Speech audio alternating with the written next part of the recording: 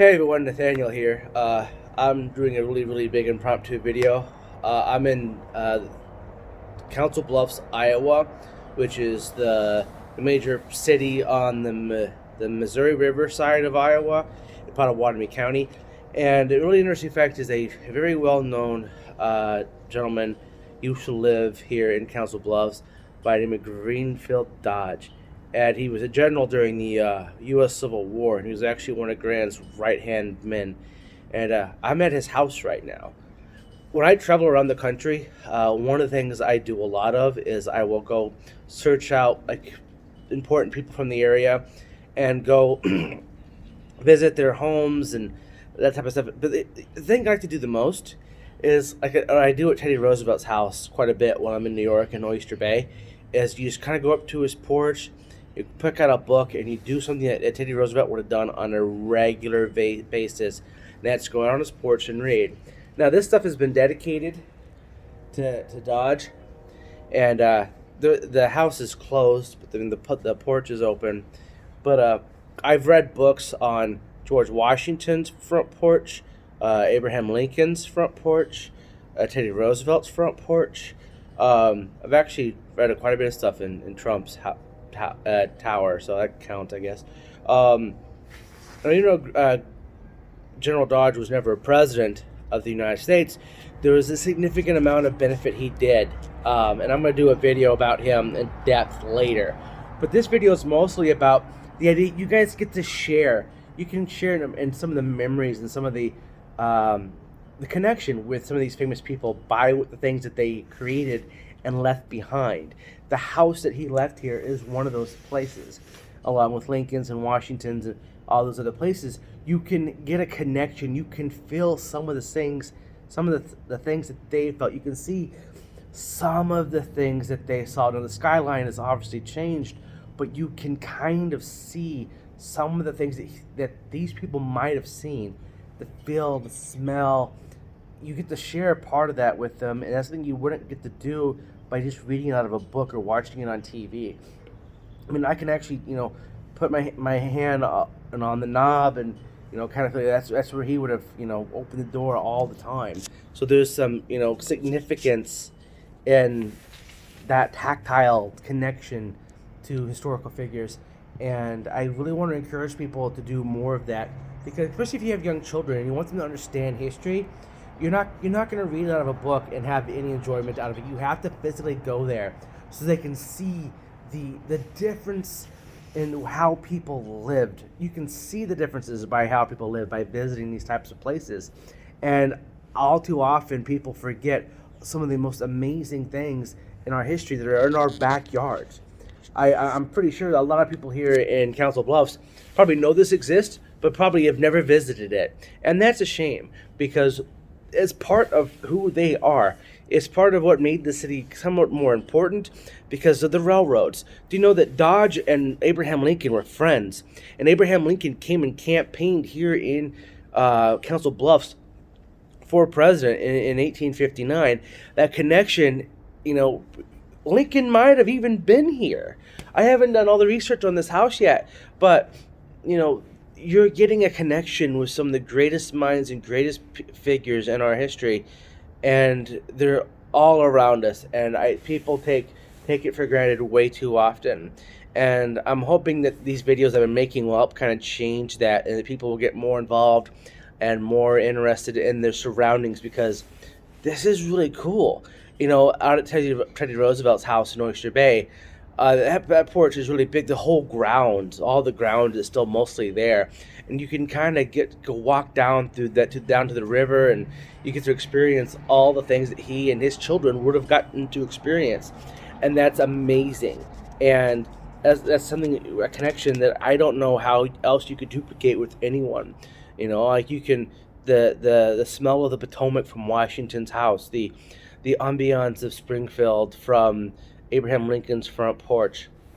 I mean, a lot of those houses are still there, and they're still standing, so you can kind of see the things that he would have seen and touched. I just wish more people would get to enjoy this and actually put effort into it, because there's so much that makes us who we are because of the people that built our communities, our culture within our community, the railroads, the buildup of the city itself has a lot to do with people who came before us.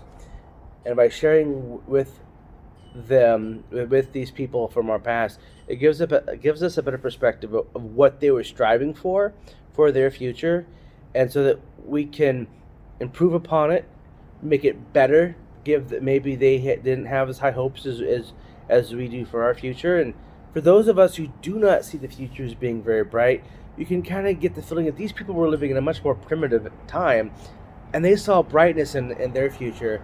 So it might be able to give you inspiration to find brightness into yours, into our future.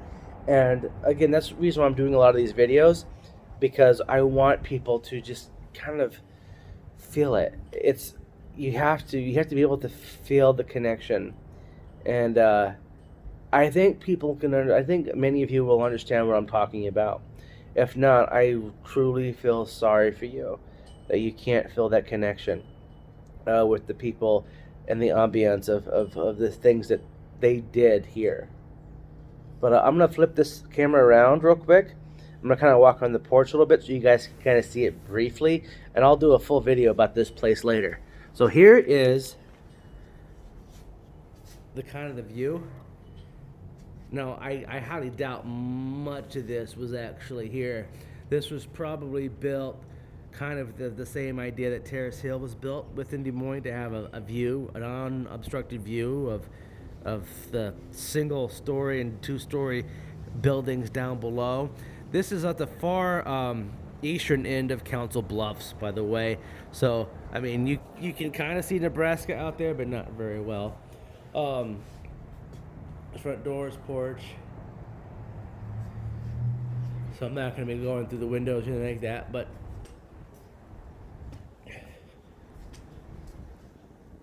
there's quite a bit here. One thing this is kind of right here. This is a drop off here.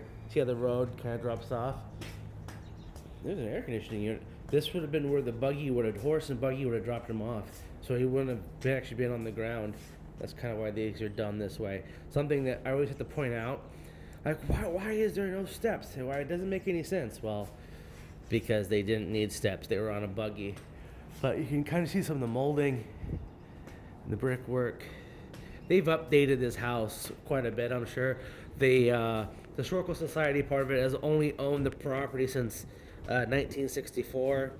And I'm sure Dodge had been moved on, passed from this world a lot sooner than that. So I'm sure they had to do a lot of work to bring the house back to where it was, like they do in most of these houses. But this is still very nice, and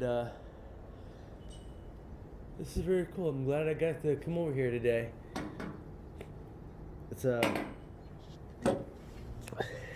I'm very proud that I get to participate and share with all of you some of this stuff, because I grew up really liking history, but I also got to go and see a lot of it live. Like some of the most important things, like in the 80s and 90s, I got to see some of that stuff like live that we talk about now historically, and that I think that's kind of cool. So I have perspective in history, I guess. You can have once you've aged a bit, I guess.